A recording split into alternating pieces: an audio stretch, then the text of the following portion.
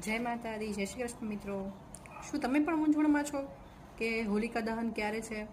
બીજી માર્ચે છે કે ત્રીજી માર્ચે?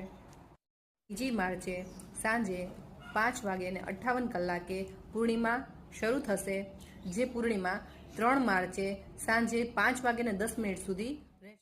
આ કાળનો પ્રારંભ બીજી માર્ચે સાંજના 5:10થી લઈ અને ત્રીજી માર્ચે સવારના 5:30 સુધીનો રહેશે। ત્રીજી તારીખે જે ચંદ્રગ્રહણ છે તેનો મોક્ષકાળ સાંજે 6:47 છે। તો હવે સવાલ એ છે કે ભાઈ આપણે હોલિકા દહન કરવું ક્યારે?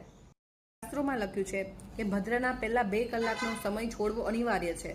તો આપણે સોમવારે બીજી માર્ચે સાંજે 7:58થી લઈ અને 9:07 સુધી આપણે હોલિકા દહન આપણે ભદ્રનો સંપૂર્ણ ત્યાગ કરવાનું વિચારીએ તો માર્ચે સાંજે 6:05 પછી હોલિકા દહન કરી શકાય।